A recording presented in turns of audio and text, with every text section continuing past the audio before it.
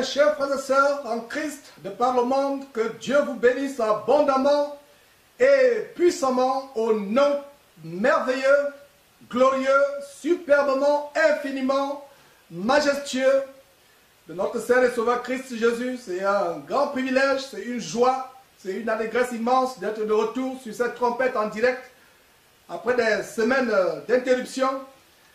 En ce grand jour de l'an de grâce 2015, plus précisément le samedi, le 14 novembre de l'an de grâce 2015, en direct pour reprendre ce grand banquet que nous avons hebdomadairement, ce grand banquet sur la parole de Dieu, la parole de Dieu merveilleuse et inégalable, qui est la nourriture pour nos âmes, qui est le trésor de notre salut, la vie éternelle, la lampe à nos pieds, la lumière sur nos sentiers.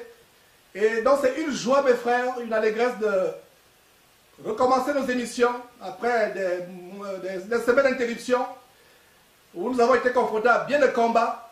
Mais nous rendons grâce à Dieu, comme je l'ai toujours dit, sur la base de 2 Corinthiens chapitre 2 verset 14, qui nous fait toujours triompher en Christ Jésus, afin que nous continuions à répandre par lui en tout lieu la bonne odeur de l'évangile du Seigneur Jésus-Christ. Donc nous sommes en direct et c'est vraiment une joie. On va commencer cette émission sans plus tarder. Nous allons vous demander de vous joindre à nous ici au studio et à toute l'équipe de Jésus-Christ à travers le monde, à vous joindre à nous afin de rendre grâce à Dieu pour ces moments, parce que la parole de Dieu nous recommande que quoi que ce soit que nous fassions, en pensée ou en parole, nous faisons tout au nom de Jésus-Christ en rendant par lui des actions de grâce à Dieu son Père et notre Père. Et mes sœurs qui vous joignez à cette émission ou qui êtes en direct ou qui suivrez la vidéo plus tard, plaise à Dieu, c'est le commandement de Dieu sur la base du chapitre 11 de la première épître de Paul aux Corinthiens. Donc 1 Corinthiens chapitre 11 recommande aux femmes de prier la tête voilée, parce que la femme qui prie la tête non voilée fait une chose, elle déshonore Dieu. C'est une injure, c'est un déshonneur, c'est une insulte pour une femme de prier la tête non voilée, de louer Dieu, parce que la louange, c'est une forme de prière. Donc nous allons vous demander de vous joindre à nous pour lever ce moment au Seigneur Dieu par son Fils Jésus-Christ. Éternel, que c'est merveilleux, que c'est grand d'avoir ta grâce, d'avoir ta faveur. Nous reconnaissons que ce n'est pas ta faveur et ta grâce que nous pouvons nous tenir encore derrière cette trompette pour proclamer l'infinie grandeur de ta parole. Seigneur Dieu, nous te remercions, nous te rendons grâce pour tout ce que tu as fait pour nous durant ces semaines, où nous avons été confrontés à des tribulations, à des luttes dedans, luttes dehors, mais nous avons été plus que victorieux et nous pouvons revenir proclamer ta parole. Mais avant toute chose, nous voulons te demander pardon, Père, pour toute iniquité, pour tout péché, pour toute mauvaise pensée que nous avons eue, pour toute mauvaise parole, que ce soit moi, que ce soit toute l'équipe de Jésus-Christ TV, et même tes enfants qui sont réunis autour de ce canal pour suivre ta parole. Nous te demandons pardon, Père. Rends-nous dignes de proclamer cette parole. Seigneur, comme nous nous apprêtons à lancer cette émission, nous t'en supplions, sois au contrôle de tout appareil, de toute connexion. Merci également pour les appareils et connexions de ceux qui reçoivent depuis leur maison. Nous te remercions, nous te rendons grâce, Père, de ce que nous allons dire ne viendra pas de nos bouches, mais viendra de toi. Tu rempliras nos bouches et on ne fera que parler.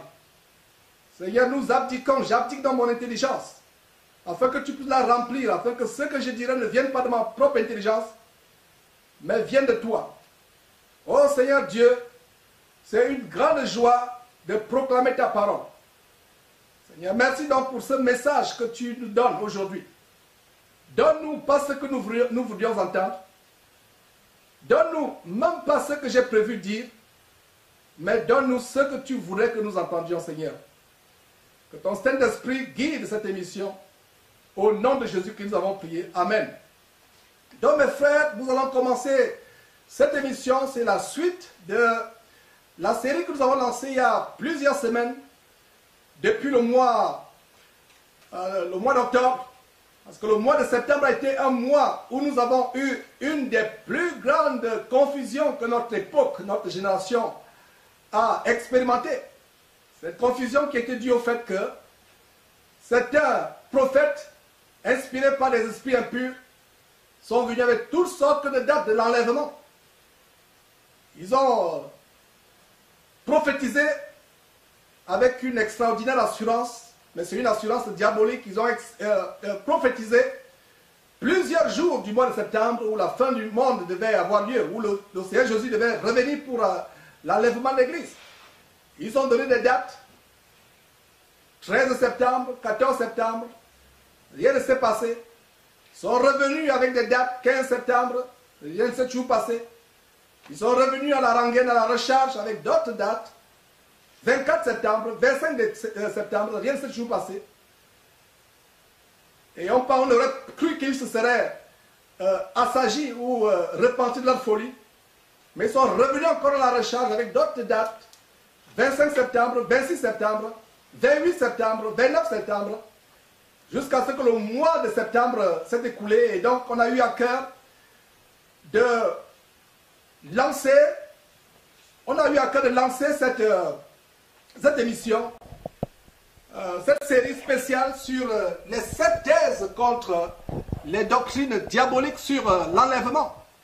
Et nous avons donc engagé cette thèse et on a jusqu'à ce jour fait 5 thèses, la thèse 1 à 5. Et aujourd'hui nous allons commencer par la 6e thèse et finir par la 7e thèse. J'aimerais d'ailleurs qu'on peut-être on rappelle ces 7 thèses et pour qu'on soit dans la bonne ligne, dans la même page. Voilà, donc la première thèse, c'était la thèse selon laquelle les hommes peuvent connaître la date exacte du Seigneur Jésus, qui vous l'a calculé. La deuxième thèse, c'était la thèse contre les visions sur les dates de l'enlèvement. La troisième thèse que nous avions développée, c'était la thèse contre la doctrine du retour secret, silencieux et invisible du Seigneur Jésus-Christ. La quatrième thèse que nous avons également élaborée, c'était la thèse contre la doctrine de l'enlèvement secret, silencieux et invisible de l'Église et contre la résurrection secrète des morts. La 5e thèse était la thèse contre la doctrine sur laquelle les morts en Christ précéderont les vivants ou vice-versa. La 6e thèse par laquelle nous allons commencer aujourd'hui, c'est la thèse contre les 2 enlèvements. Et nous finirons cette série par la 7e thèse, la thèse contre les 7 années de tribulation. Mes frères, voilà donc, le temps est donné, mais avant cela, je vais vous annoncer que nous aurons des fonctionnalités par lesquelles certains pourraient participer. Et nous avons nos coordonnées, voilà, je pense que c'est sur votre écran. Pour ceux qui voudraient participer à ce grand banquet en direct, vous pourrez participer par des questions WhatsApp, ou par Skype, ou tout simplement par le contact de Jésus-Christ TV, ou par téléphone. Voilà. Donc, nous rendons grâce à Dieu de ce que techniquement, nous serons, ce sera possible pour nous d'avoir ces fonctionnalités. Et une chose que j'aimerais annoncer, mes frères, ne venez pas contribuer avec un fiel amer. Ne venez pas contribuer avec un esprit de dispute, de querelle. Ou pour débattre, parce que la parole de Dieu n'est pas l'objet de débat. Nous venons pour nous édifier. Nous n'avons pas la prétention d'avoir la science biblique infuse. Nous n'avons pas la prétention de connaître la parole de Dieu. Donc nous venons pour nous édifier ensemble. Et nous avons toujours été bénis par le passé des contributions des uns et des autres pendant cette émission, des choses que je n'avais pas prévues. L'apport que les frères et sœurs par le monde ont donné. Et c'est vraiment une joie, un privilège d'être autour de cette tribune. Donc voilà, je vous donne le temps de noter le compte WhatsApp par lequel vous pouvez envoyer vos questions, vos contributions. Je vous donne aussi le compte, vous avez Kid of God 2. Vous avez l'email contact@jesuschrist1.tv et vous avez également la ligne de téléphone 281 303 57 18. Donc voilà, je pense que je vous ai suffisamment donné le temps pour noter. Voilà. je pense qu'il y a une erreur avec le numéro. Le numéro, c'est plutôt 281 303 51 78. C'est le contraire. Voilà, nous allons corriger ça plus tard, mais c'est le contraire. Je reprends le numéro de téléphone, c'est 281 303 51 78. C'est le contraire, c'est 51 78. C'est vraiment une joie de commencer la parole. Nous allons aller dans les Écritures et nous verrons la première thèse de cette émission, qui est en fait la sixième thèse de la série. Donc la thèse selon laquelle, voilà, la thèse contre les deux enlèvements, la thèse contre les deux enlèvements, mes frères. Voilà, là où nous allons nous appesantir, c'est la thèse des enlèvements. Et nous allons voir si, bibliquement parlant, il y a deux enlèvements. Mais avant cela, j'aimerais vous rappeler quelque chose sur la base des Écritures. Allons dans la parole de Dieu. Il y a un verset que j'aimerais vous lire. Je pense que c'est 2 Corinthiens. Nous l'avons préparé. 2 Corinthiens, chapitre 11, verset 3, que dit la parole dans cette écriture. La parole de Dieu dit ceci. Toutefois, de même que le serpent séduisit Ève par sa ruse, je crains que vos pensées ne se corrompent et ne se détournent de la simplicité à l'égard de Christ. Et c'est un verset sur lequel nous allons tambouriner tout au long de cette émission. Le cri d'appel que nous avons toujours lancé derrière cette trompette, c'est de retourner à la parole de Dieu. Donc ce verset que vous avez sur votre écran, j'aimerais que nous le méditions un instant comme nous commençons cette émission. Nous devons arriver au point où nous débarrassons nos intelligences de tous les héritages doctrinaux que nous avons reçus des dénominations et repartir à zéro avec la parole de Dieu. J'ai eu à le faire. Pourquoi je vous lis ce verset, mes frères et sœurs? Aujourd'hui, les gens veulent utiliser toutes sortes de raisonnements, toutes sortes de philosophies, toutes sortes de bagages théologiques, doctrinales, pour justifier l'hérésie. C'est ce qu'on va développer dans cette émission aujourd'hui. Et si on va dans 2 Corinthiens chapitre 10, un autre verset sur lequel j'aimerais vraiment qu'on insiste également, je reviendrai sur ce verset. C'est le verset introductif à cette émission, qui dit que nous renversons les raisonnements et toute hauteur qui se lève contre la connaissance de Dieu, et nous amenons toute pensée captive à l'obéissance de Christ. Nous devons amener toute pensée captive. Toute pensée qui se lève contre la parole de Dieu, nous la renversons. Toute ligne de pensée, toute doctrine, toute philosophie, tout raisonnement qui se lève contre la parole de Dieu, la Bible dit que nous renversons. Ce n'est pas ton pasteur qui renverse pour toi. C'est toi qui prends la décision de renverser tout raisonnement. Que ce raisonnement vienne du livre que ton pasteur a écrit. Que ce raisonnement vienne de la vidéo que ton apôtre a publiée.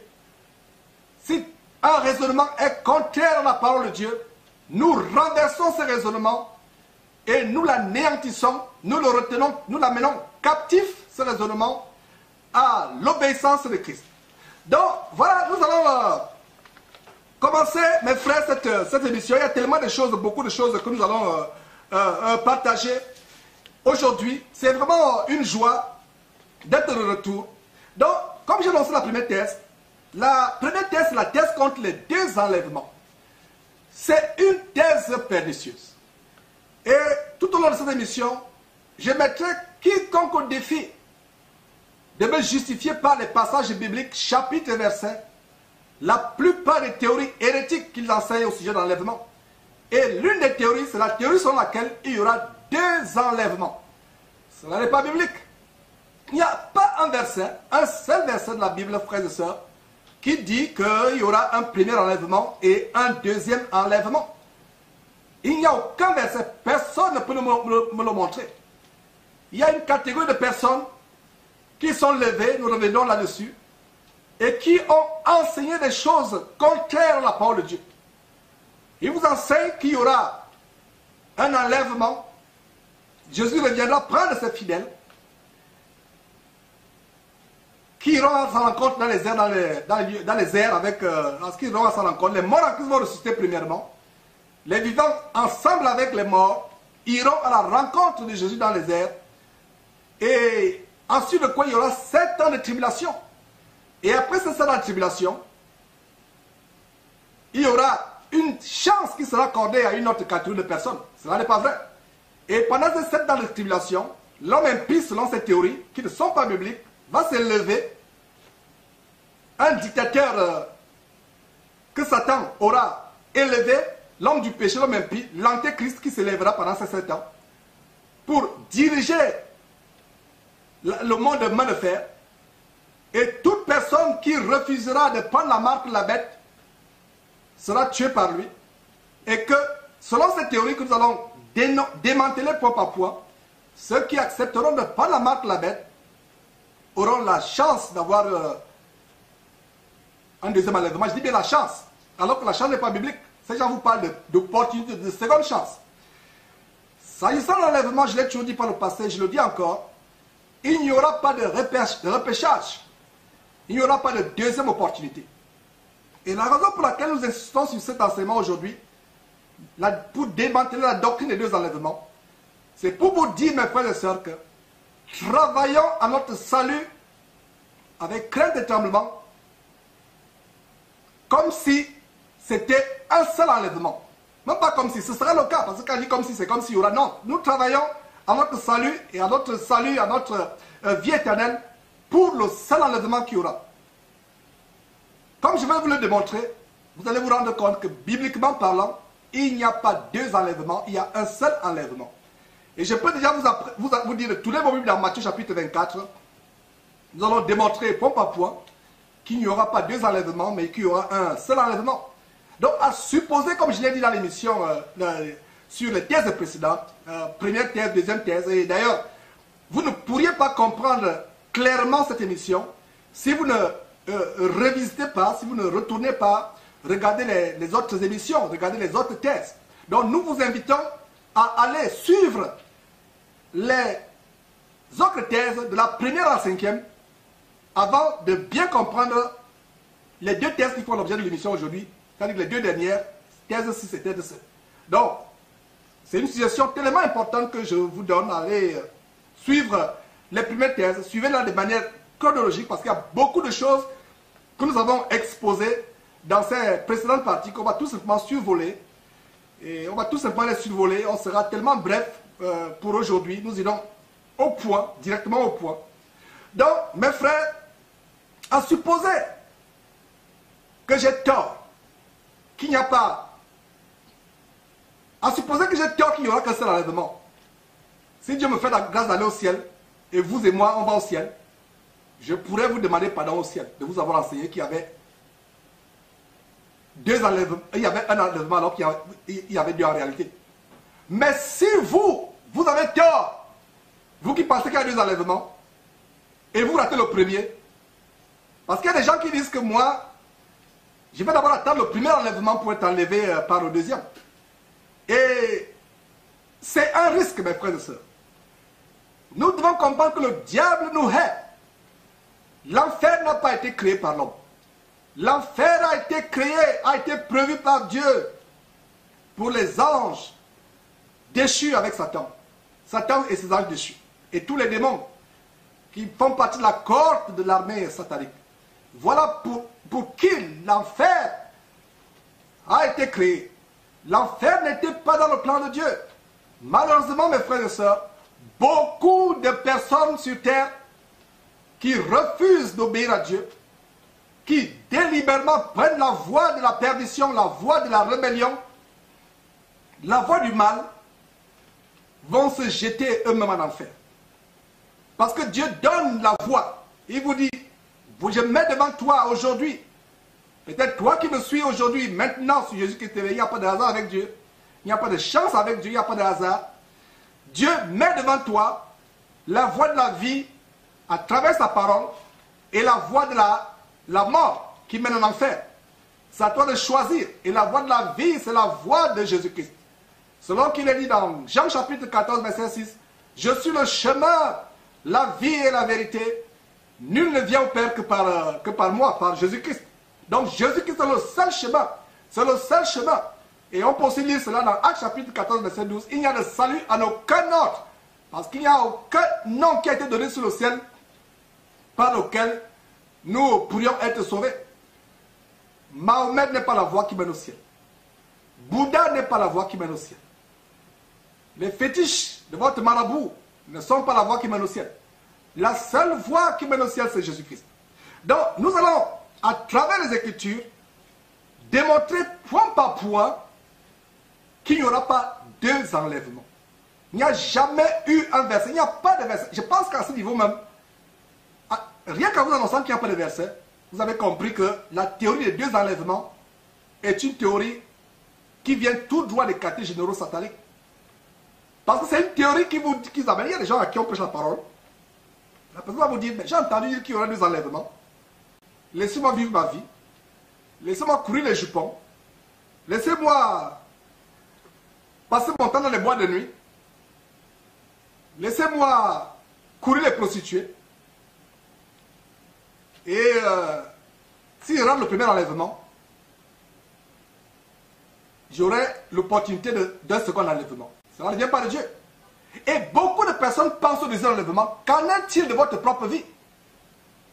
Vous dans la vie, nous, j'aimerais plutôt dire, nous dans la vie, n'est qu'un petit souffle. Ce souffle peut partir à tout moment et vous êtes mort. Et sachez que quand vous êtes mort, c'est fini pour vous. Beaucoup de personnes qui ont enseigné la théorie du deuxième enlèvement sont tout simplement mortes. Elles pensaient pouvoir expérimenter le deuxième enlèvement au cas où elles rataient le premier enlèvement. Qu'est-ce qui s'est passé? Ces personnes sont mortes avant le premier enlèvement. Nous ne sommes plus que sérieux quand nous enseignons ces choses. Parce que nous avons l'amour pour les âmes. Nous voulions que les chrétiens se préparent pour le seul enlèvement qui aura lieu. Il n'y aura pas deux enlèvements. Commençons notre parcours dans la Bible, mes frères. Ayez vos crayons, vos stylos, vos bics, vous parlez comme les Africains. Nous allons faire un parcours dans la parole de Dieu, examiner les Écritures point par point, pour démontrer qu'il n'y aura pas un deuxième enlèvement. Et pour cela, commençons avec la comparaison avec le temps de Noé. On va voir ce qui s'est passé au temps de Noé. Nous allons voir qu'au temps de Noé, il n'y a pas eu de repêchage. Et le Seigneur Jésus qui parle de l'enlèvement, de ce qui va se passer à la fin des temps, lorsqu'il reviendra chercher l'Église, il y a un parallélisme, il y a une comparaison importante avec le temps de Noé. S'il y a eu un repêchage, un deuxième tour au temps de Noé, alors il y aura un deuxième enlèvement. Donc, voyons s'il y a eu un deuxième tour au temps de Noé. Voyons s'il y a eu des gens qui sont moqués de Noé, qui ont suivi leur voie, ils se mariaient, ils mariaient leurs enfants, ils construisaient les maisons, ils montaient les affaires, ils forniquaient, ils volaient, ils tuaient. Voyons si ces personnes impies qui ont été englouties par le déluge, voyons s'il y a eu quelques-unes de ces personnes-là qui ont eu le repêchage pour entrer dans une soupape secrète en dessous de l'arche de Noé. On va voir cela, mes frères et sœurs. Examinons les Écritures. Mais ce genre d'émissions, c'est des émissions où nous examinons ensemble la parole de Dieu. Et je vous en supplie, mes frères et sœurs, vous qui êtes sur Jésus-Christ TV, je ne me lasserai point de vous le dire. Avant de dire Amen à quoi que ce soit qui sort de ma bouche, vérifiez que c'est exact. Non seulement moi, avant de dire Amen à qui que ce soit, à quoi que ce soit, à quelque enseignement que ce soit, à quelque vidéo que ce soit, à quelque article que ce soit, avant de dire Amen, vérifiez que c'est biblique. Donc nous allons vérifier aujourd'hui s'il y a un verset qui dit qu'il y aura deux enlèvements d'église. Et pendant que vous y êtes, s'il y a quelqu'un qui, d'aventure, trouvait qu'il y avait un deuxième enlèvement, envoyez-moi ce verset. Je sais que ce verset n'existe pas. Mais je vous dis, si vous le trouvez, envoyez-moi ce verset qui dit qu'il y aura deux enlèvements. D'interpréter par la parole de Dieu. Nous venons de lire tout à l'heure, sur la base de 1 Corinthiens. Ce n'est pas 1 Corinthiens, c'est plutôt 1 Pierre. Je vais vous donner cette écriture, je ne sais pas si on a préparé ce verset, mais il y a 1 Pierre, chapitre, c'est plutôt 2 Pierre chapitre 1, verset 20 qui dit que sachant tout d'abord vous-même qu'aucune prophétie d'écriture ne peut être l'objet d'interprétation particulière. Ça c'est 1 Pierre, plutôt 2, je ne sais pas pourquoi il dit 1 Pierre. 2 Pierre, chapitre 1, verset 20, qui dit « Sachez tout d'abord vous-même, la première chose que vous devez savoir, quand vous vous engagez dans l'étude de la parole de Dieu, c'est savoir qu'aucune écriture dans la Bible ne peut être l'objet d'interprétation particulière. » Il y a des gens, comme je l'ai souvent dit, qui interprètent, et je vous ai donné par le passé l'histoire qui m'a été relatée. Je ne garantis pas la véracité de cette histoire, mais il semblerait qu'une église, entre guillemets, une église babylonienne aux États-Unis, s'est séparée parce qu'un débat s'est engagé sur est-ce que Adam et Ève avaient des nombrils ou pas, puisqu'ils ne sont pas sortis du ventre d'une femme. Il y avait un groupe qui pensait que non, je pense qu'il y a un groupe qui disait, nous pensons que Dieu avait déjà prévu un petit bouton sur leur ventre pour annoncer ce qui se passerait pour les descendants. D'autres disent non, nous pensons que quand même, ils ne pouvaient pas avoir de nombril. Ils ne sont pas sortis du ventre d'une femme, donc ils ne pouvaient pas avoir de nombril. On n'a pas coupé le nombril, donc ils ne pouvaient pas avoir de nombril. Alors l'église s'est séparée. Ceux qui pensaient que Adam et Ève n'avaient pas de nombril sont restés là où l'église se réunissait d'habitude. Ceux qui pensaient qu'Adam et Ève avaient un nombril ont créé l'église des nombrilistes de Nathan. Ils sont allés juste dans la rue d'en face. Encore, je ne garantis pas la véracité de cette histoire anecdotique, mais je vous la donne pour vous montrer à quel point les gens raisonnent. Ça peut vous faire sourire, mais il y a tellement de raisonnements. Il y a des gens qui vont vous dire qu'Adam et Ève vont coucher avec le serpent. Et de ces relations abominables, Ève a eu des jumeaux, issus des jumeaux, un père, le père d'un des jumeaux était Adam, l'autre père était Caïn, à la suite de cette partouze. Et c'est comme cela, il y a tellement de théories. Et aujourd'hui, nous sommes dans la fausse théorie des 2 enlèvements. Nous devons examiner cette théorie à la lumière de la parole de Dieu. Allons dans Matthieu chapitre 24. Nous allons passer le temps dans la parole de Dieu. Très rapidement, en 4 points, en 4 passages, je vais vous démontrer que la théorie de l'enlèvement n'est pas de Dieu. La théorie du deuxième enlèvement n'est pas de Dieu. Elle n'est pas biblique, elle n'est pas scripturaire. Donc, tournez vos Bibles dans Matthieu chapitre 24, je n'y suis pas encore. Matthieu chapitre 24.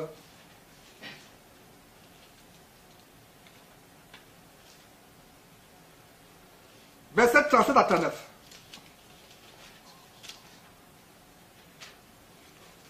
Voilà. J'espère que vous y êtes. En tout cas, c'est sur votre... Oh là là, c'est sur votre écran. Merci Seigneur pour la technologie qui me semble fluide. Voilà. Donc, Matthieu chapitre 24. Ayez vos stylos comme moi pour surligner. Surligner encore, resurligner. Donc, Matthieu chapitre 24, verset 37 à 39. Que dit le Seigneur Jésus-Christ? Le Seigneur Jésus-Christ qui parle ici. Il dit, ce qui arriva du temps de Noé arrivera de même à l'enlèvement du Fils de l'homme. Ce qui arrivera du temps de Noé, je vous l'annonce, c'est une comparaison. Il y a la similitude à ce niveau. C'est un parallèle. C'est exactement ce qui est arrivé au temps de Noé. Alors, pour bien voir ce qui est arrivé au temps de Noé, mes frères et sœurs, il faut aller examiner le livre de Genèse. Et vous allez voir que dans le livre de Genèse, il n'y a pas eu 2 enlèvements. Quand il y a enlèvement, il n'y a pas eu deux vagues. Parce qu'il y a eu 8 personnes qui ont été sauvées des eaux. C'est la seule vague qu'il y a eu. Et la parole de Dieu dit ici que, comme au temps de Noé, et précisément, allez lire à partir de Genèse chapitre 6, verset 2. Genèse chapitre 6, verset 2, vous allez bien comprendre l'histoire. Donc, jusqu'au verset 37. Ce qui arriva du temps de Noé arrivera de même à l'enlèvement du Fils de l'homme. Car dans les jours qui précédèrent le déluge, les hommes mangeaient et buvaient, se mariaient et mariaient leurs enfants, jusqu'au jour où Noé entra dans l'arche. Jusqu'au jour où Noé entra dans l'arche. c'est la même chose qui se passera. L'arche ici symbolise les élus de Dieu, morts et vivants, les morts, d'abord les vivants qui sont ressuscités, et les vivants restés, ensemble avec les morts, vont à la rencontre de Jésus dans le ciel. Ils sont mis hors des événements catastrophiques, cataclysmiques qui vont avoir lieu, dont le livre de Matthieu parle. On reviendra sur cela la deuxième partie de cette émission. Donc, relisons ce verset 37. Car ce qui arrivera du temps de Noé arrivera de même dans l'enlèvement du Fils de l'homme. Verset 38. Car dans les jours qui précédèrent le déluge, les hommes mangeaient et buvaient, se mariaient et mariaient leurs enfants, jusqu'au jour où Noé entra dans l'arche. Verset 39. Et il ne se doutait de rien jusqu'à ce que le déluge vint et les emporta tous. Il en sera de même à l'avènement du Fils de l'homme. Il en sera de même. Mes frères, ce n'est pas encore souligné dans ma Bible, je vais souligner, il en sera de même à l'avènement du Fils de l'homme. Il n'y a pas eu au temps de Noé un deuxième tour, il n'y a pas eu de repêchage. Et comme il n'y a pas eu de repêchage au temps de Noé, il n'y aura pas de repêchage. Le déluge les emporta tous. Donc ceux qui sont restés, après l'enlèvement de l'Église, seront confrontés à toutes sortes de manifestations, d'événements cataclysmiques, apocalyptiques qui vont se passer. On a annoncé cela dans les thèses précédentes, on a démontré cela dans les thèses précédentes. C'est pour ça que je vous ai dit, vous ne pouvez pas comprendre l'émission d'aujourd'hui véritablement si vous n'allez pas révisiter ou suivre à nouveau, si vous, pour la première fois si vous ne l'avez pas encore fait, ce qui a été dit. Et nous pouvons continuer au verset. Donc il n'y a pas de deuxième chance. Donc Noé, le déluge vint, emporta le monde entier, le monde impie. Noé les amena à la repentance. Noé les avertissait pendant qu'ils construisaient l'arche. Ils se moquaient de Noé. Le déluge engloutit une génération de moqueurs, d'hommes impies, d'hommes méchants, rebelles à la parole de Dieu. Tous. Personne n'échappa. Il n'y a pas eu de deuxième tour.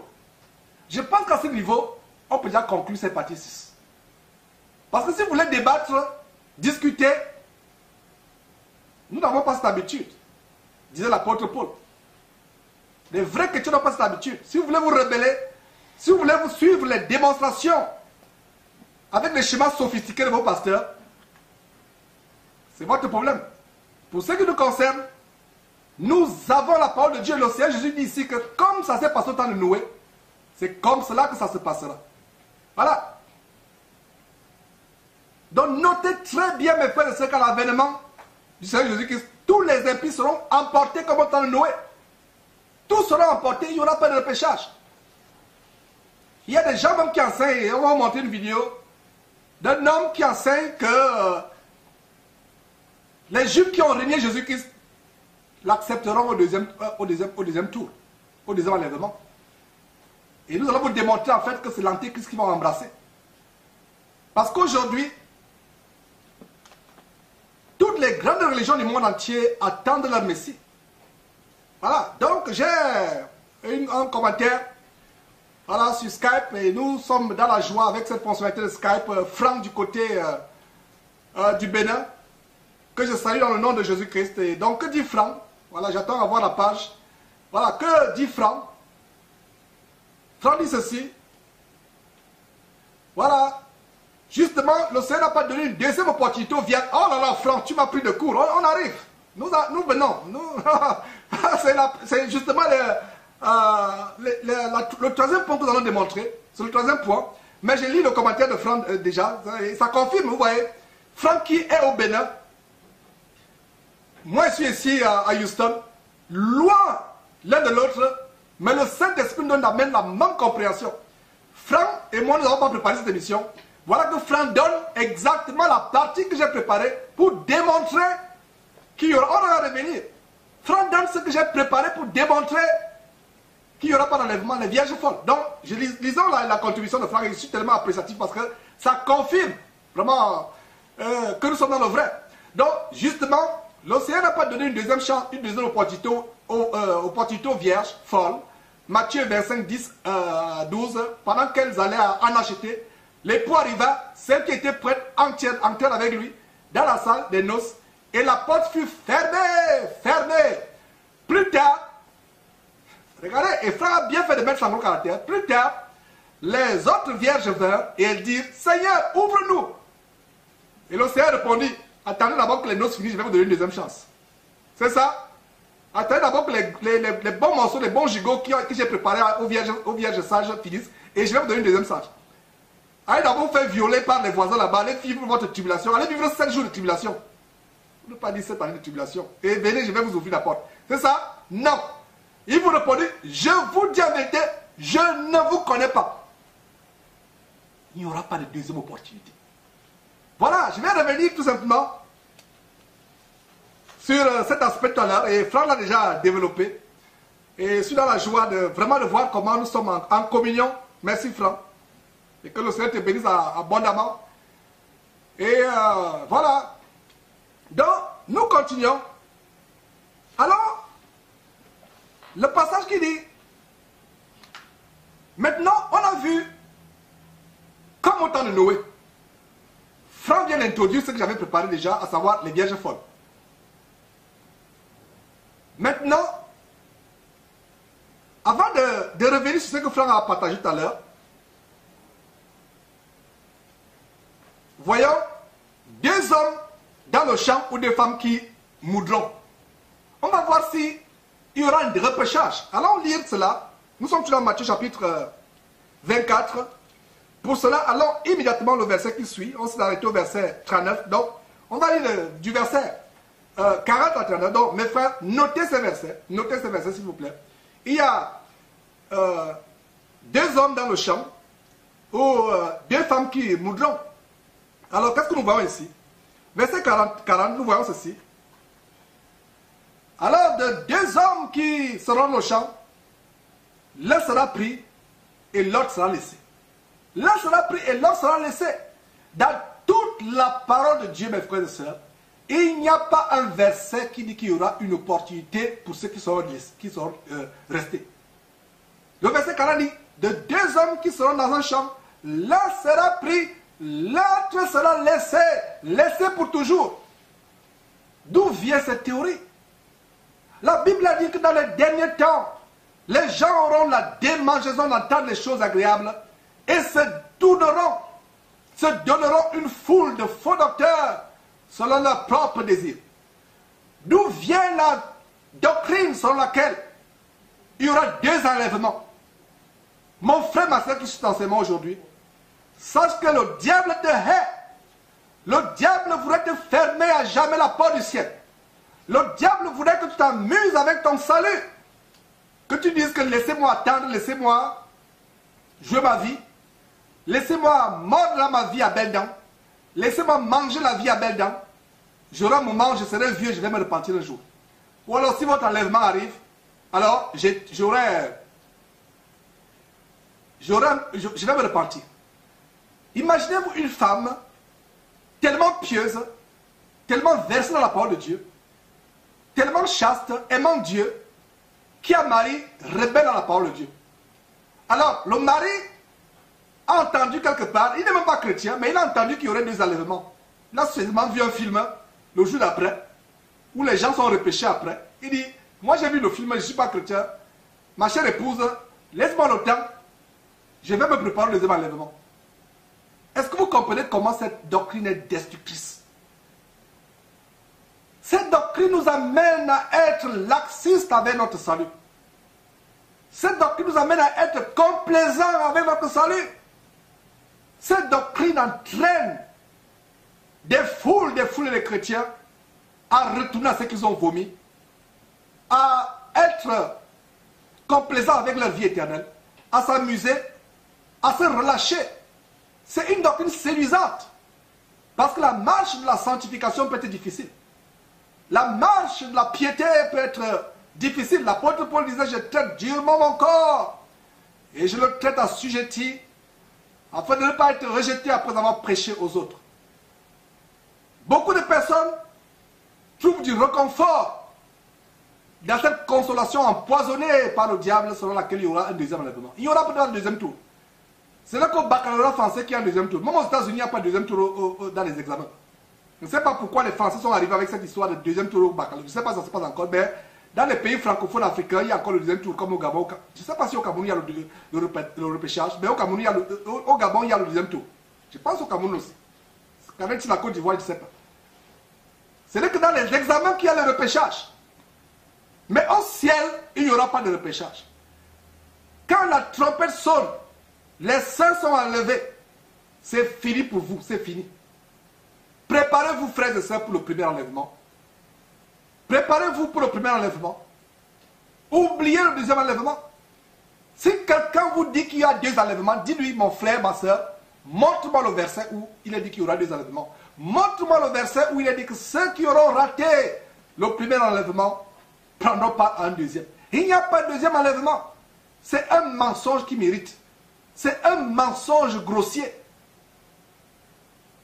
Vous connaîtrez la vérité vous affranchira. Nous devons connaître la vérité, scruter, examiner. Ne laissez personne interpréter la parole pour vous, la Bible pour vous. Ne laissez personne définir les termes de la Bible pour vous. Voilà. Donc le verset 42 dit, plutôt 40, alors de deux hommes qui seront dans le champ, l'un sera pris, l'autre sera laissé.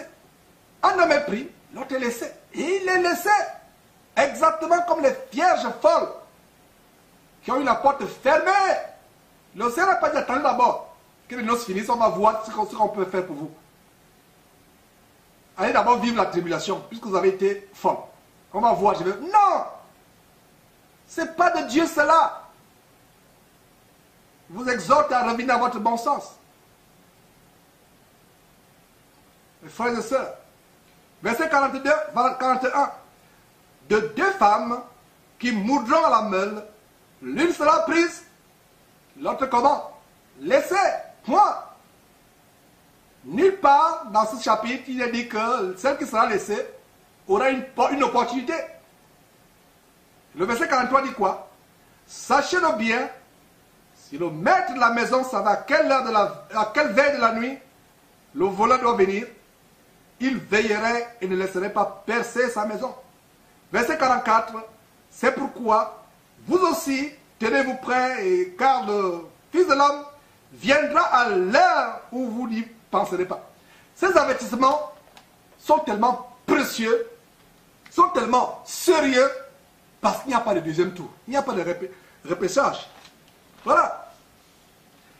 Avant de finir par la contribution de Franck, de la résumer, puisqu'en fait, sa contribution nous a mené à élaborer cet argument, cette thèse qui démolit la doctrine diabolique de deux enlèvements.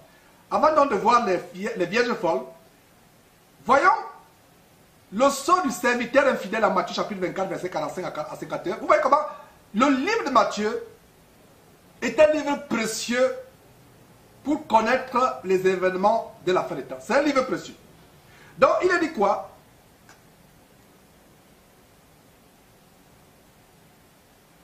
Matthieu chapitre 24, verset 45 à 55.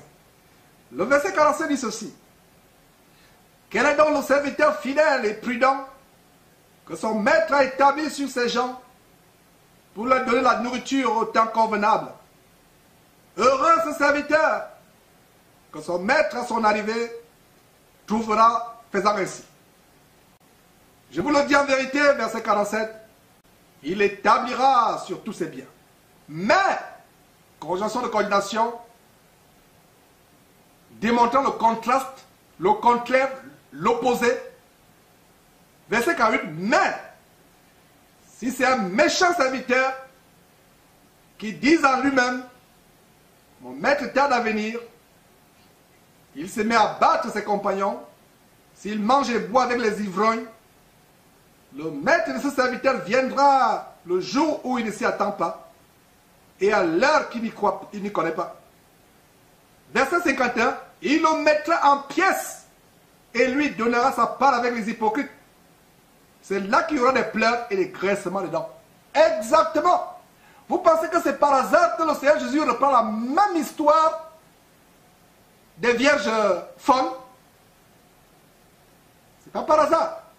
Le même sort qui arrive aux vierges folles, c'est le même sort qui arrive aux serviteurs méchants qui avaient la compagnie des ivrognes, qui mangeaient et buvaient et se délectaient des convoitises de la chair. Quand le Seigneur est arrivé, il a mis en pièces.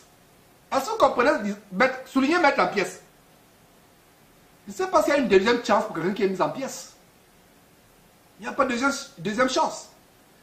Vous êtes mis en pièces, vous êtes mis en pièces. Il le mettra en pièces. Virgule. Il lui accordera une deuxième chance plus tard après la tribulation. C'est ça? Non.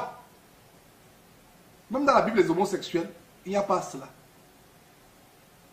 Non, il n'y a pas ça. Il le mettra en pièces et fera quoi? Et lui donnera sa part avec les hypocrites.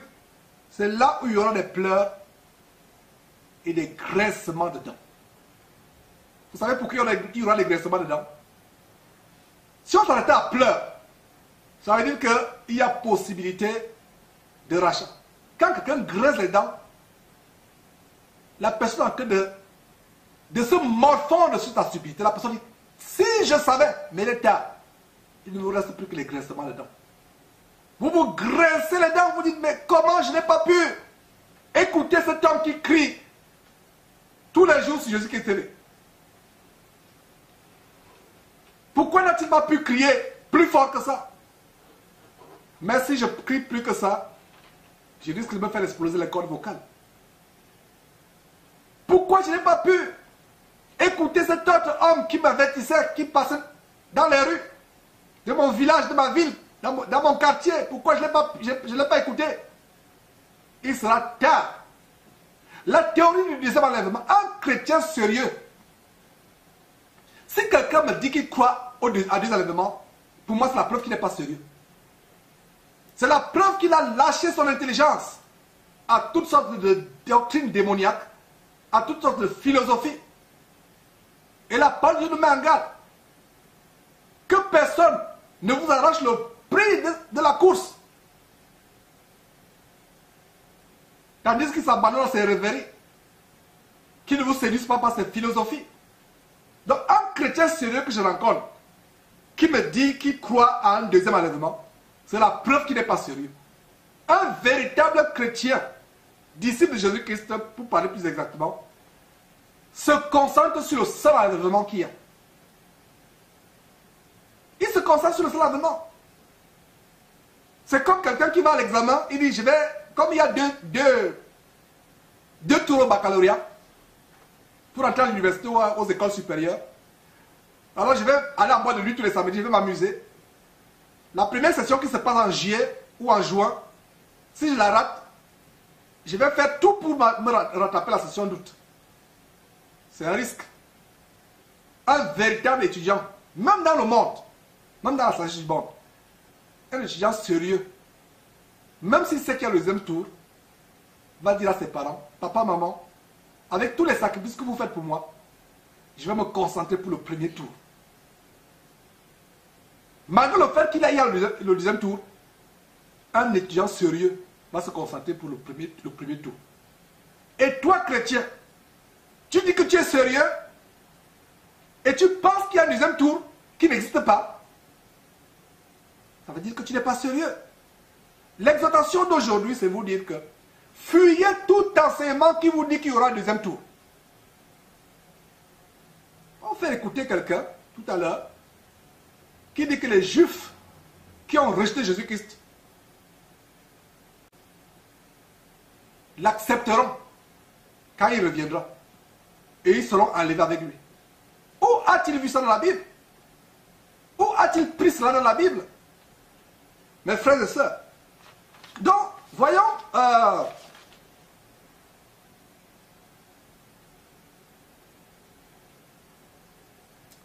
c'est terrible, mes frères. Ça me fait mal, cette théorie. C'est une théorie qui...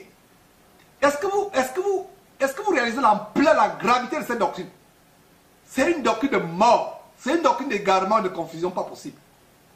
Alors, allons voir... c'est une doctrine dangereuse tout simplement. Allons voir maintenant les vierges folles. Relisons cela, Matthieu chapitre 25, verset 1 à 12. On va carrément lire tout le chapitre. Vous avez vu, pendant tout le mois de septembre, beaucoup parmi vous ont été rassasiés par les mises en garde des vierges folles et des vierges sales. Il y a des personnes qui passaient pour des vierges sales, qui vous avertissaient en vous disant ne soyez pas les vierges folles. Alors que ces personnes qui passaient pour les vierges sages, vous avertissant de ne pas être les vierges folles, étaient pires que les vierges folles. Ces personnes avaient fait ce que même les vierges folles n'auraient jamais fait, à savoir aller voir les devins et les marabouts pour calculer le jour de l'enlèvement, le jour du retour du Seigneur Jésus-Christ. Les vierges folles ne l'ont pas fait. Malgré les atteintes de la chair, malgré les distractions qui les ont amenées à ne plus être vigilantes, elles ont fait ce que les gens qui passent pour les vierges sages n'ont pas fait.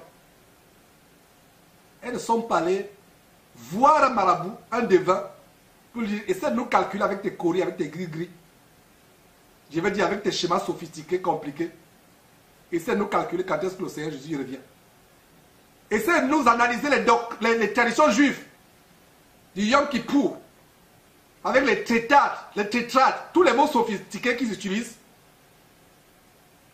Essaie de nous secouer les traditions juives pour voir, quel est le jour exact du retour de Jésus-Christ. Les vierges folles n'ont pas fait. Alors, donc nous allons passer le temps un peu dans l'histoire de ces vierges folles. Et pour cela, allons dans le chapitre suivant, Matthieu chapitre 25. Que nous dit Matthieu chapitre 25? Matthieu chapitre 25 nous dit ceci. Verset 1. Matthieu verset 1, nous lisons ceci. Alors le royaume de Dieu sera semblable à 10 vierges qui, ayant pris leur lampe, allèrent à la rencontre de l'époux. Alors voilà, le royaume de Dieu sera semblable. Quand vous voyez le mot semblable, ça traduit la comparaison. Ça traduit la similarité. La comparaison, la similarité. Comme, similaire à. Donc le royaume de Dieu est semblable. Voilà comment le royaume de Dieu est. Et l'enlèvement, c'est un jour tellement grand qui n'est rien d'autre que notre entrée dans le royaume de Dieu. Est-ce que vous comprenez, mes frères et sœurs? Prenez les notes. L'enlèvement, c'est le jour de notre entrée dans le royaume de Dieu. Et le verset 1 commence, verset 25. Alors le royaume des cieux sera semblable à 10 vierges qui, ayant pris leur lampe, allèrent à la rencontre de l'époux. Et je vous pose une petite question. Qui aujourd'hui est l'époux de l'église dont nous sommes membres? C'est Jésus-Christ, n'est-ce pas? C'est l'époux de l'église. Et nous nous apprêtons, si du moins nous persévérons jusqu'à la fin, à prendre part aux noces de l'agneau immolé, l'agneau de Dieu. Nous sommes prêts à prendre part aux noces. Alors le verset 1 dit, alors le royaume de Dieu, ou le royaume des cieux, les deux expressions sont interchangeables, sera semblable à 10 vierges qui, ayant pris leur lampe, allèrent à la rencontre de l'époux. Verset 2. 5 d'entre elles étaient folles et 5 étaient sages. Verset 3. Les folles, en prenant leur lampe, ne prirent point d'huile avec elles. Mais les sages prirent avec leur lampe de l'huile avec des vases. Et qu'est-ce qu'on peut voir ici au verset 4? C'est la diligence dont ont fait preuve les vierges sages. La prudence. Elles prenaient leur salut au sérieux. Elles ont mis les moyens nécessaires pour conserver ce qui pouvait les faire entrer dans la maison des noces. Elles étaient diligentes. Elles ont veillé à cela. Donc verset 4, mais les sages prirent avec leurs lampes de l'huile dans les vases. Verset 5, comme l'époux tardait, tout s'assoupir et s'endormir. Comme l'époux tardait. J'aimerais ouvrir une parenthèse. Comme l'époux tardait, tout s'assoupir et s'endormir. Mon frère, ma soeur, ce n'est plus le temps de dormir. Ce n'est plus le temps de retourner à ce qu'on a vomi. Il y a trop d'assoupissement aujourd'hui dans le corps de Christ. Trop de fatigue. Même quand cette tempête a commencé, beaucoup de vous qui me suivez aujourd'hui étaient tellement enthousiastes au début. Ce message était nouveau. Le message de la sanctification était nouveau. Il y avait de l'effervescence, il y avait de l'enthousiasme. Aujourd'hui, nous constatons avec consternation, avec émoi, avec douleur, avec peine, que beaucoup sont assoupis. Beaucoup sont retournés à ce qu'ils ont vomi. La marche vers le royaume de Dieu n'est pas une course de 400 mètres ou de 100 mètres. La marche vers le royaume de Dieu, c'est un grand marathon. Ce marathon cessera seulement le jour où Jésus reviendra prendre son église. C'est un marathon parsemé d'embûches. C'est un marathon parsemé d'obstacles. Il y a des moments, vous avez l'impression que vous êtes sur le point de vous décourager, d'abandonner la marche. Mais le Saint-Esprit est là pour vous secourir. Parce que c'est la promesse de Dieu, sur la base de Romains chapitre 8, verset 26. L'Esprit lui-même vous aidera dans votre faiblesse. Quand on est faible, c'est ainsi que par la force que nous impartit le Saint-Esprit, nous devenons forts. Les vierges folles s'assoupirent. Il y a beaucoup d'assoupissement aujourd'hui. Et l'un des traits caractéristiques des vierges folles, c'est l'assoupissement. Plaise à Dieu, nous allons démontrer, plaise à Dieu, dans l'émission de samedi prochain, je dis bien plaise à Dieu, montrer les méfaits de l'assoupissement et exhorter le peuple de Dieu à rechercher la délivrance de l'esprit du monde, qui atteint aussi l'amour du monde. Il y a un esprit du monde. La Bible parle d'un esprit du monde, et cet esprit du monde amène les gens à avoir l'amour du monde. Et l'émission de samedi prochain, plaise à Dieu, ce sera de nous amener comment, au stade où nous pouvons nous arracher de l'esprit du monde. Et l'esprit du monde entraîne l'assoupissement spirituel, les plaisirs de la vie, les passions de la jeunesse, les boîtes de nuit, le cinéma, la musique.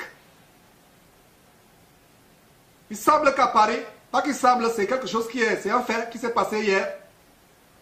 Des centaines de personnes sont mortes dans une maison de joie, dans une maison de prostitution qui s'appelle le Bataclan. Et il se pourrait même qu'il y ait des soi-disant chrétiens qui étaient dans ce spectacle. Et avant les tueries, quelques instants avant les tueries, les chanteurs qui donnaient le spectacle ont amené les gens à adorer Satan. Imaginez-vous qu'un chrétien se retrouve dans cette salle. Imaginez-vous qu'un chrétien se retrouve dans la salle du Bataclan et se trouve mort parmi ceux qui sont morts. Direction l'enfer. Et je profite pour dire à nos frères en France de ne pas se décourager. Voilà. Que 1000 tombent à ta gauche, 1000 tombent à ta droite, tu seras debout. Voilà. Je pense que nous avons quelques détails. Mes frères, c'est terrible. Nous devons arriver au point où nous arrivons, où nous évitons l'assoupissement. L'assoupissement, l'un des traits caractéristiques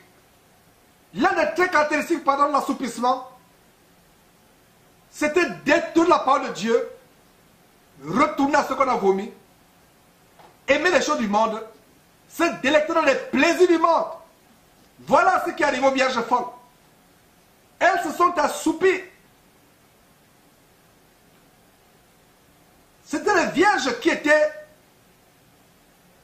peut-être sages au début, qui attendaient. Mais ils ont été gagnés par l'impatience. Pourquoi? L'époux tardait à venir. Mais quand est-ce que l'époux là va revenir? Nous sommes fatigués d'attendre. Ce jour d'enlèvement, nous sommes fatigués.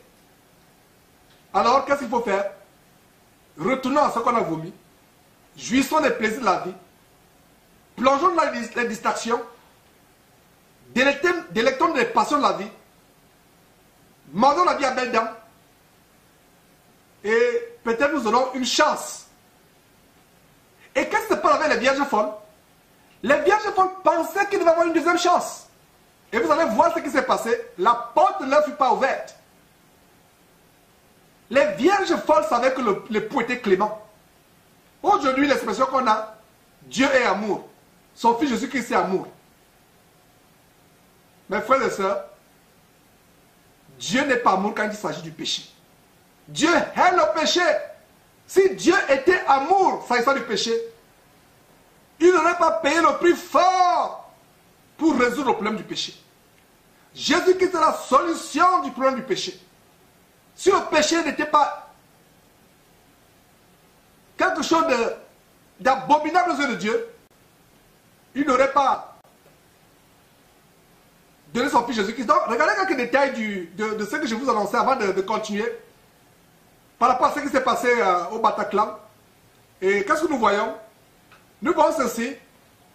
Mes frères, c'est terrible. Nous voyons, certains parents avaient amené leurs adolescents. L'ambiance était joviale. Le groupe jouait depuis environ 1 heure. Il venait de dire, on vous aime Paris.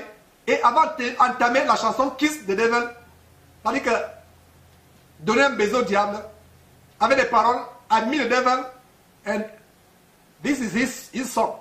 Je rencontre le diable et voici la chanson que nous disions. Et quand on a entendu très clairement les détonations derrière la porte, Célia a dit, comme le concert était rigolo, j'ai cru à des pétards. Voilà ce qui se passe. Et je vous dis qu'il y a des gens qui vont dans les églises, habituellement dimanche, qui étaient dans cette salle. Je vous le dis. La personne pense que comme c'était rigolo, comment c'est rigolo de dire qu'on va embrasser le diable et lui dédier une chanson? Ce n'est pas rigolo. Donc cette Célia dit qu'elle a cru à des pétards et comme elle n'aime pas ça, elle s'est écartée de Benjamin vers la droite. Elle a reçu un truc dans les fesses. J'ai vu bien plus tard que c'était un éclat de balle. Donc voilà. Qu'elle a reçu un éclat de balle dans une partie du corps qu'elle dédiait justement à la fornication. Vous pensez que c'est un hasard? Ce n'est pas un hasard. Elle aurait pu recevoir une balle au pied, à la tête, mais elle a reçu une balle où? À la fesse. Parce que c'est justement le feu de la fornication qui amène les gens à aller dans ces endroits. Voilà. Donc, c'est vraiment terrible. C'est chose que nous sommes en train de dire.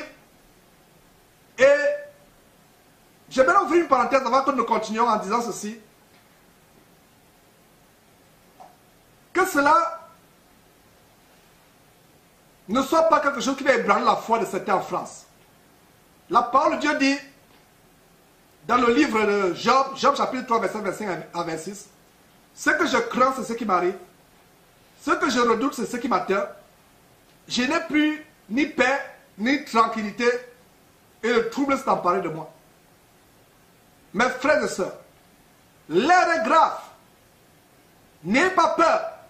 La parole de Dieu dit dans Somme 91, je crois, que 1000 tombent à ta gauche, que 1000 tombent à ta droite. Que 1000 tombent à ta gauche, 10 000 à ta droite. L'Éternel sera avec toi, tu ne seras pas atteint. Si du moins tu marches dans les voies du Seigneur, à lui étant agréable, le Seigneur protégera tous ses élus. Mais si tu continues à aller dans les bois de nuit, continue à aller à te masturber, continue à te rendre ivre, pour des liqueurs fortes, continue à faire du sexe avant le mariage ou hors mariage, c'est-à-dire l'adultère, la protection du Seigneur ne peut pas être contre toi. Parce que Dieu n'est pas avec les pécheurs. Ce que Dieu veut, c'est la repentance. Je vous ai dit que Dieu a payé le prix fort pour résoudre le problème du péché, qui est entré au jardin d'Éden avec nos ancêtres Adam et Ève. Donc il ne badine pas avec le péché. Le péché est grave aux yeux de Dieu. Donc, qu'est-ce que nous voyons ici? Nous voyons que les vierges folles s'assoupirent. Elles s'assoupirent et s'endormir. Il y a un véritable endormissement aujourd'hui. Un véritable endormissement spirituel. Un assoupissement, assoupissement et endormissement, c'est des mots interchangeables. En fait, ces deux mots sont utilisés ici pour mettre l'emphase. Elle s'assoupir et s'endormir. L'assoupissement traduit une fatigue profonde. Imaginez-vous après une journée dure de travail. Vous vous êtes levé à 4 h du matin pour vous rendre à votre boulot. Vous rentrez à 23 h après une journée difficile. Vous vous affalez sur votre divan ou sur votre fauteuil. Vous êtes assoupi par la fatigue et vous vous assombrissez dans le sommeil. Une chose est d'être assoupi par la fatigue corporelle. Une chose est de s'assoupir spirituellement. Ces 5 vierges folles. Et justement, un trait de leur folie, c'était qu'elles s'impatientaient comme l'époux tardait à venir. Il y a eu l'impatience. Beaucoup de frères frères et sœurs me disent, mais Georges, je suis fatigué. J'ai cru pendant des années, je suis fatigué. J'ai attendu, je suis fatigué. La vie n'a même plus de sens pour moi. Mon frère, ma sœur, ne désespère pas. Continue à croire, même si tu ne vois rien s'accomplir. Même si Jésus fait encore 100 ans sans venir, fais comme s'il venait tous les jours. J'ai dit souvent aux frères et sœurs, vivons chaque jour comme si c'était le jour où Jésus revenait, mais travaillons pour lui comme s'il revenait dans 1000 ans ou dans 10 000 ans. Je reprends. Vivons chaque jour comme si c'était le jour, la seconde où Jésus revenait, mais travaillons pour lui comme s'il revenait dans 1000 ans ou dans 10 000 ans. Donc travailler pour lui, c'est comme s'il revenait parce que beaucoup de gens doivent aussi entendre cet évangile. Mais nous, individuellement, vivons comme si c'était le jour qui était le dernier jour de notre vie. Ces gens qui sont allés mourir au Bataclan, en plein spectacle, en plein séance d'adoration du diable, ne savaient pas que c'était le dernier jour de leur vie. Même aujourd'hui, laissons ces attentats. Il y a des parties du monde où les personnes sont mortes dans des accidents de circulation, des accidents domestiques. D'autres même sont morts dans le sommeil alors qu'ils n'étaient pas malades. Les gens voient seulement l'enlèvement. Qu'en est-il de ton jour, le jour où la mort te surprend? La mort ne crie pas gare. Et quand la mort arrive, il n'y a plus de repêchage. Donc ces gens qui enseignent qu'il y aura un deuxième enlèvement pour les gens qui seront vivants sur terre, je ne serais pas surpris si dans quelques semaines, il y a une autre théorie qui dit que même les morts qui sont morts sans Christ Jésus, quand ils vont ressusciter, pourront aussi avoir l'opportunité de se repentir. D'ailleurs, il y a une théorie par une église abominable, église entre guillemets, une dénomination abominable, le catholicisme romain, qui enseigne la doctrine diabolique du purgatoire. Vous mourrez dans votre péché, vous allez dans le séjour des morts et vous allez au purgatoire. Et c'est là on va vous purger de vos péchés pour aller maintenant au royaume de Dieu. Ça ne vient pas de la parole de Dieu.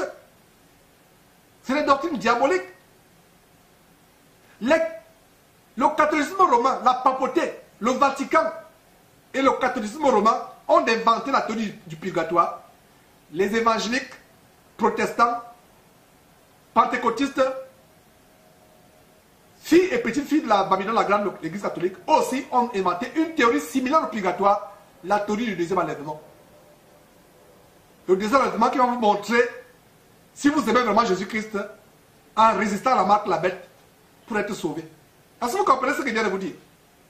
Les catholiques ont inventé la théorie du purgatoire. Les pentecôtistes, protestants, évangéliques ont inventé la théorie du second enlèvement, qui n'est rien d'autre que la théorie du purgatoire. La théorie du deuxième tour. J'espère que nous sommes ensemble. Donc, repartons dans la parole de Dieu, dans Matthieu chapitre 25. Donc, verset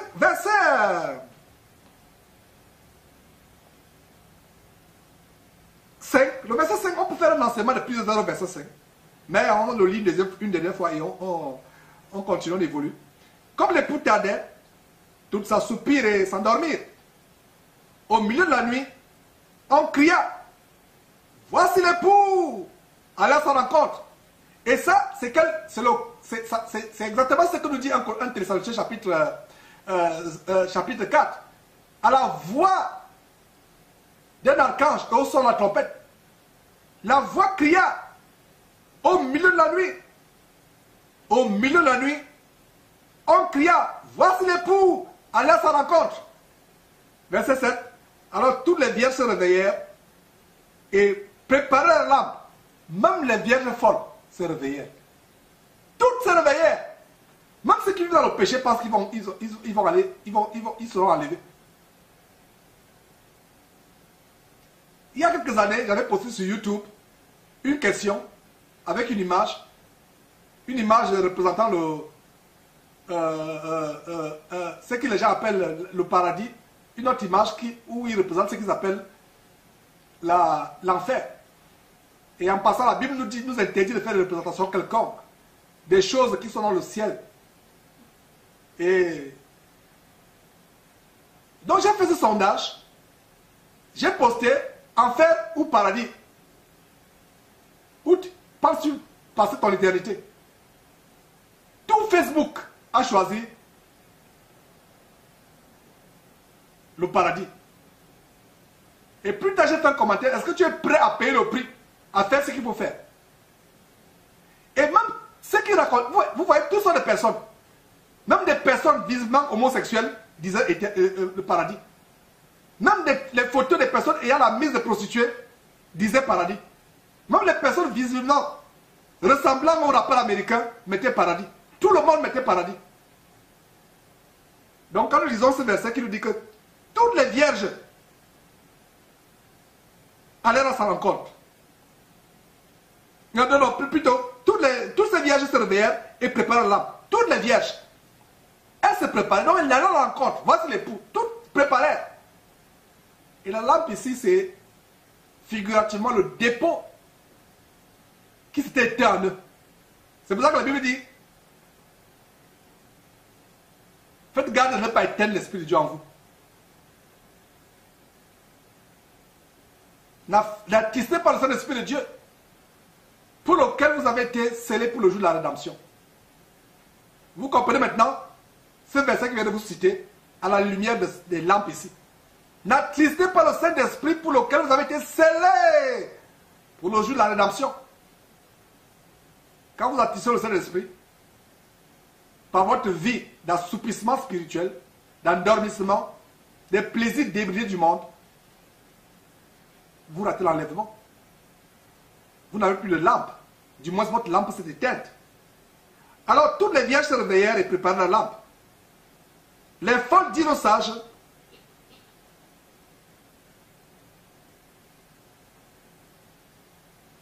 donnez-nous de votre huile, car nos lampes s'éteignent. Verset 9, les sages répondirent, non, il n'y en aurait pas assez pour nous et pour vous. Allez plutôt chez ceux qui en vendent et achetez-en pour vous. Ces vierges folles savaient que c'était un risque d'aller. Parce qu'on a crié, voici l'époux.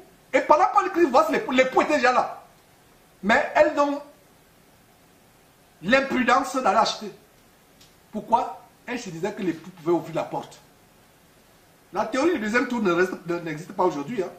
Voilà comment je comprends. Je peux comprendre. Dis-moi si je comprends mal. Parce que quelqu'un dit, voici l'époux. Ces vierges ont entendu. Voici l'époux. Elles savaient que l'époux est là. Mais qu'est-ce qu'elles font?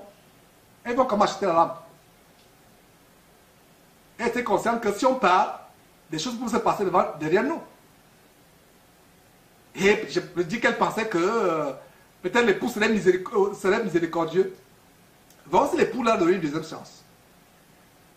Donc les sages répondirent, non, il n'y en a pas assez pour nous tous, pour nous et pour vous. Allez plutôt chez ceux qui en vendent et achetez-en pour vous.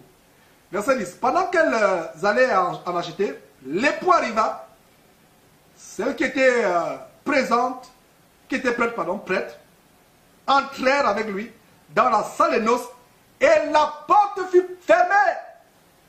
La porte ne fut pas ouverte. C'est la même chose avec le déluge au temps de Noé. Ceux qui enseignent qu'il y aura un deuxième enlèvement, quelle est l'inférence? Quelle est la conclusion? Quelle est la déduction? La déduction, c'est que la porte restera ouverte. La théorie diabolique du deuxième enlèvement suppose que la porte sera ouverte. La porte du déluge n'est pas restée ouverte. La porte de la salle des noces n'est pas restée ouverte. Ce n'est pas la porte de l'entrée au ciel qui sera ouverte, qui restera ouverte. Parce que ces enseignements, regardez comment le Seigneur Jésus-Christ enchaîne le chapitre 25 après avoir rappelé la parabole de l'homme méchant qui a été mis en pièces, jeté au dehors avec les hypocrites. Après avoir rappelé l'histoire de Noé et sa famille, au total 8 personnes qui ont été sauvées des eaux, et il enchaîne immédiatement après l'histoire, avec l'histoire des vierges folles et sages, 5 folles, 5 sages. Vous pensez que c'est pas un hasard? C'est pour que notre intelligence assimile très bien ces mises en garde. Il n'y a pas de deuxième enlèvement. Verset 10 à nouveau. Pendant qu'elles allaient en acheter de l'huile pour leur lampe, l'époux arriva. Celle qui était prête entrèrent avec lui dans la salle des noces et la porte fut fermée. Plus tard, les autres vierges vinrent et dirent, Seigneur, Seigneur, ouvre-nous. Soulignez très bien, ouvre-nous. Soulignez bien, ouvre-nous. Il y a un détail, la porte était fermée. Ils viennent, il est temps pour elles. Elles disent, ouvre-nous. Verset 8. Et le Seigneur répondit, je suis miséricordieux, je vais vous ouvrir pour vous donner une deuxième chance. Mais ne recommencez plus avec vos lampes. C'est ça? Non, pas du tout. Verset 12, mais il répondit, je vous le dis en vérité, je ne vous connais pas. Si le Seigneur ne vous connaît pas, il a fermé la porte, il ne vous connaîtra plus jamais.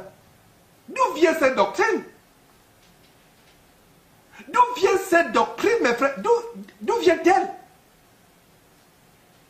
Le Seigneur dit, je n'ouvre pas, je refuse, je ne vous connais pas, je ne peux pas m'ouvrir. Les vierges disent, ouvre-nous, j'imagine le désarroi, la frayeur. C'est pour cela que Matthieu 24 parlait tout à l'heure de grincement des dents. Parce que vous savez que la porte est fermée, elle ne pourra plus jamais être ouverte. Donc, peuple de Dieu, nous sommes à la conclusion de la première partie. S'il vous plaît, refusez de croire à la théorie du deuxième enlèvement. Si vous y avez cru, repentez-vous à la lumière de ces versets que nous venons de vous montrer. Une fois la porte fermée, elle est fermée pour des bons. Il n'y a pas de repêchage. Il n'y a pas de deuxième tour. Il n'y a pas de deuxième tour. Mes frères, la doctrine, c'est une doctrine dangereuse. Dès qu'il y a enlèvement, c'est fini. Voilà, donc c'est par là où nous concluons la première partie de cette émission. Et c'est ainsi la conclusion de la 6e thèse, la thèse contre la doctrine diabolique de l'enlèvement, du deuxième enlèvement ou la théorie des deux enlèvements. Nous revenons après une pause avec cette louange en langue kabyle, langue ou langue berbère s'il me trompe. Dieu Tout-Puissant chantant en langue kabyle.